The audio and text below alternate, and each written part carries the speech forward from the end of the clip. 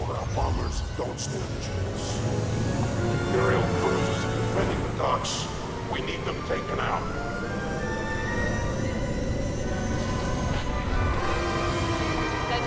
All right, Rob, so we're here, phase 1 of Starfighter Assault. What is the objective? Well, you can see the rebels need to take down the Imperial defenses. That's the turrets and the Imperial light cruisers need to be destroyed. And then the Empire, all they have to do is just make sure that they take out the rebel scum. That's right, just defend. Just like that right there, Wow. boom, an A-Wing getting blown out of the sky by Narwhal Dave. So this is a new ship that we've never seen before in Star Wars Battlefront, the TIE Bomber. What is this class and what does it do? Yeah, it's our new bomber class. It's heavily armored and armed to the teeth. Really great for taking down objectives. You can see here, like you were saying, it is a tank. It does a lot of damage. One of my favorite abilities that it has is the multi-rockets, that it's able to shoot multiple rockets at multiple targets. Yeah, if you use those 2 abilities at once, you can have 5 missiles in the air. 5 missiles. Look at it just tearing through these X-Wings, these A-Wings. It's just getting the job done.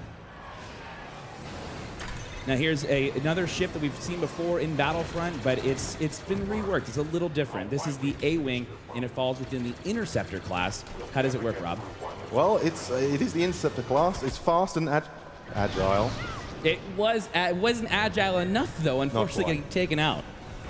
It's a bit of a glass cannon. It is most definitely a glass cannon. Now we have the Y-Wing, which is the bomber class, but for the rebels.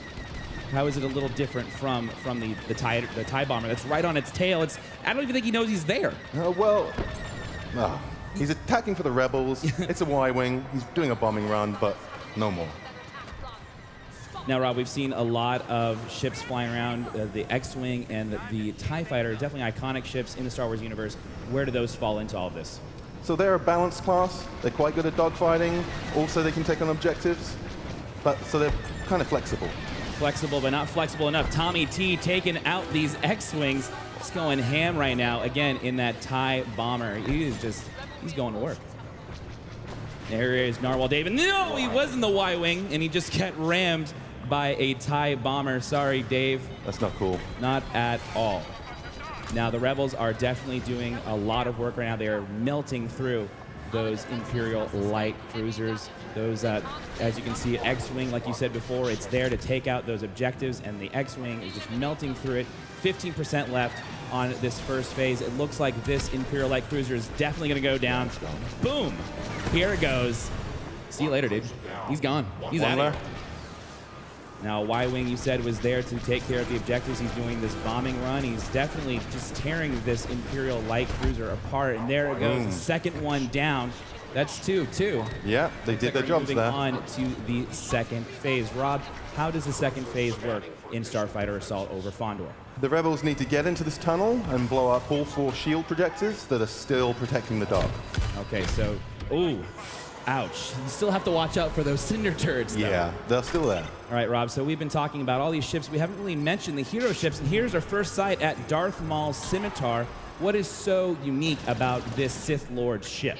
Well, there's a reason you haven't seen him very much. Because he's invisible. He's a stealth ship. I see, okay. And now here's another hero ship, Poe Dameron's Black 1 X-Wing. Rob, what's so special about this X-Wing? What makes it so different? Well, it's black. I got that part. What's different about it? Well, Poe's a natural leader, so he's got an area of effect that can help his friends out around him. Now, we also saw another hero ship. Hopefully, we'll be able to jump back into that. That is the Millennium Falcon, piloted by Han Solo and Chewbacca. Now, here is another iconic ship in the Star Wars universe, Boba Fett's Slave 1. Rob, what do we have to watch out for with this bounty hunter ship? Pretty much everything. Slave 1, he's got concussion missiles, he's got ion cannons, and a seismic charge. Seismic charge. What's so dangerous about a seismic charge, Rob? Well, in this closed environment, it's going to get a lot of kills. So it does a big old area effect burst. Hopefully, that's it. That's the the big noise. Old boom. That was it. So he's definitely doing his job. He's using that mine to his objective, just trying to blow everybody apart that's trying to attack those shield generators. Now here we see Jack Frags piloting Darth Maul's scimitar. He is just tearing everyone apart. You see he was taking some damage. He cloaked. He's using his targeting computer, and he also has those torpedoes to his advantage. He's doing great work. He's doing really, really well right now, just tearing everything apart. He's just going through, destroying those rebel scum. But you have to watch out for Star Wars Battlefront updates. He's in the Y-Wing, taking him out, and he does! Takes out Darth Maul's scimitar and also goes after that Imperial bomber as well. Now, there's not much left on the shield projector, but we do see Han Solo's Millennium Falcon for the first time up close and personal. Rob, what do we have to look for with the Millennium Falcon? You can see right here, Hans Falcon's taking an awful lot of damage, and that's what he's great at. He's a brawler. Brawler indeed. He's a big tank. He's got what looks like the entire Imperial fleet chasing after him. He is just doing what a tank should be doing. Aggroing. He's aggroing those guys through the objective, trying to give his buddies a chance to take out those shield projectors. The seismic charge going off again. Got the Y-Wings doing the bombing runs, taking out the shield projectors so they can move on to the next phase. We have 2% left. There's 50 reinforcements left. Narwhal Dave using Black 1 to chase after Slave 1 as they are going through, dipping and diving around the shield projectors. Unfortunately, it doesn't look like he's going to be able to take out Slave 1. The Rebels should still have this. The Rebels, I think so. They've got 40 reinforcements left, 2% left on the shield projectors. I think they're going to get it. Now we're getting a better look at Han Solo's Millennium Falcon. You see he's got some really cool abilities at his disposal as well. But we got Battlefield France doing what seems to be the last and final strafing run on the shield projectors. And he does end up taking them out, taking the Rebels to the third and final phase. Now, Rob, let's do a quick recap. We had phase 1, where the Rebels had to destroy the Imperial light cruisers. Then in phase 2, they had to destroy the shield projectors. And now we get to move on to phase 3. What's that all about? The Star Destroyer is still getting power from the dock, so the Rebels need to disable the power couplings, leaving the reactor core vulnerable. Now, once the reactor core is vulnerable, is it always available for destruction, or do they have to do anything else? They've got about a 30-second window to do as much damage as they can. And then the couplings will then come back down. That's right. All right.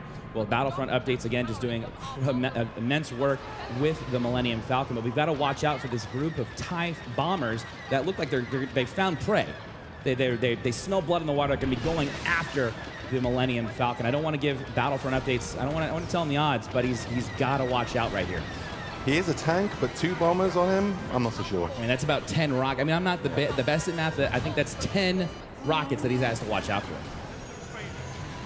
These TIE bombers are staying on the rear of the Millennium Falcon. They keep on getting those locks. Multiple missiles going after him. I don't think he's going to be able to make it. He's evading pretty well so far. He's doing a great job, but unfortunately, no, the Millennium Falcon is taken out of the fight. But Narwhal Dave is right behind those enemy TIE bombers, trying to take them out. He is an ace pilot. Looks like he's doing a lot of work right now. As you see, he's using those dual proton torpedoes, taking out the first TIE bomber. He's getting a little bit of damage using that astromech to repair the X-Wing, and then the weapon overcharge, where he's able to fire all of those lasers at the same time. 4 at the same time. Yeah, and unfortunately, he was trying to go after Slave 1, but wasn't able to do it. The power couplings have been disabled. The Rebels are doing a lot of damage to the reactor, but it doesn't look like there's enough. They have been re-enabled, and it looks like the Rebels have to go back and try to get those couplings off of the... They'll get another chance. They will get another chance. That Millennium Falcon is doing a lot of work. Now, this is something we haven't really seen yet, Rob, is those Corvettes that have been kind of floating around doing some damage to the Empire. Let's talk a little bit about those. Well, I think that was the problem. The Empire didn't see them in phase 1, and now they're in phase 3, and it could be a lot of trouble for them. So these Corvettes are AI-controlled ships, and they are able to help the Rebels push through the different phases. That's right. They'll creep through the levels, doing damage to starfighters and objectives. You know, we're back on board with Narwhal Dave, who's in the X-Wing, and he is an amazing pilot. He is handling that X-Wing so well, Rob. You guys have done a fantastic job just rebuilding the controls for these starships. Yep, we rebuilt them all from the ground up, and they're all unique, every ship. That is so awesome. Again, back on board the Millennium Falcon, taking out those cinder turrets. It looks like the power couplings have been disabled again. The reactor core is going down, and that's it. It's been melted away. The Star Destroyer is gone. Victory for the Rebels.